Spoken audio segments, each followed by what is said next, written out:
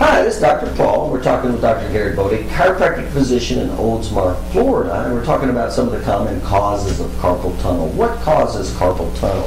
So, Dr. Bode, you treat carpal tunnel in your office, don't you? Absolutely.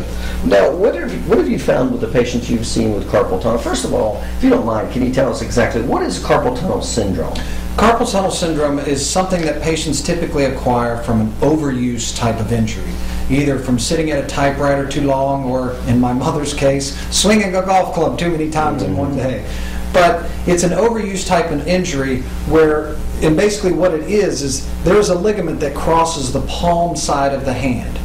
Under that ligament there is a nerve root called the median nerve that goes into the hand and supplies the hand with motor function. If this retinaculum or ligament that crosses the top of the palm starts to weaken, then the palm begins to flatten out and compressing that nerve. When it compresses that nerve, it creates pain into the hand or numbness into the hand or even possibly loss of function of the finger. So it's very specific. It's compression of that median nerve. Absolutely. And what are some of the activities you said? So you said some of the common causes, typically the most common is we see are patients who, because in our society today we see it so much, are patients that work on computers for long periods of time every day. People who are constantly typing on a computer, who don't have they're bored of their computer in the right position, causing an irritation to that median nerve. But any overuse type of injury, golfing, even tennis or sports activities, someone who is a writer that maybe writes constantly and doesn't type, but it's basically an overuse type of injury. Okay, and if you don't mind, let's talk about what can be done for that. So let's say it's compression of the median nerve, you got inflammation. What can be done for that? There's a couple of different therapies you can do.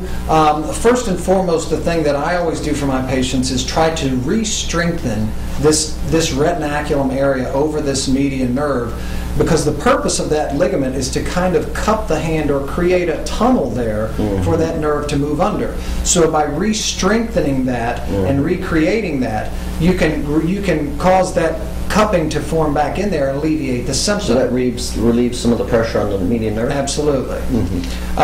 Between that therapy, there's also some orthopedic splints and things like that you can use. That's things called like a cock-up splint that patients will typically wear when they're sleeping, or if it becomes severe enough to even wear it during the day. Are those very effective, or like when you take it off, do you just have it again?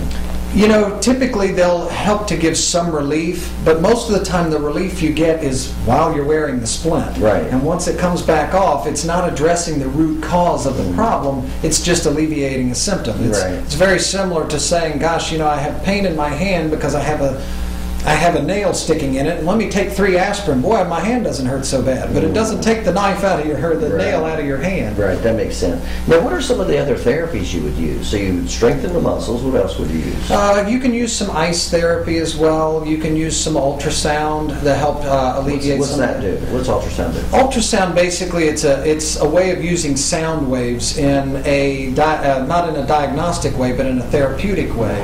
And by changing the frequency, you get to this therapeutic type of sound wave that goes into the area here. It applies basically a deep warming or heating effect into the area, helping to alleviate and give some soothing tension or traction into that area of the wrist. Okay. Is that something where some of your other therapies that are electronic based would help? It can, especially something like electric muscle stem or things like that, where you can actually kind of block some of that pain by a neurological block pain, if you will, just by using some of those types of therapies as well. Okay. Any other therapy? So you would use the ultrasound. So it sounds like you're really focusing on decreasing the inflammation and strengthening those muscles. That's really the most you can do for that. So many patients that come to me and say, oh yeah, I'm going to have surgery for my carpal tunnel. I always tell them, try some of these therapies first. Try to strengthen the retinaculum or that ligament up before you just go straight to surgery. You always want to go from least invasive to most invasive, and so many patients want to jump to surgery as their first thing to do, and it should always be the last. I can understand it if you don't know any better. Then when is it that a person would need surgery? if they have carpal tunnel? If they have carpal tunnel and they've gotten to a point where not only are they having the pain into the hand, but they're losing some of their deep tendon reflexes or even getting some weakness or loss of function into the fingers, it might be getting time to where you want to definitely have a surgical consult. Okay. But carpal tunnel is something you routinely treat in your office? We do. Yes, sir.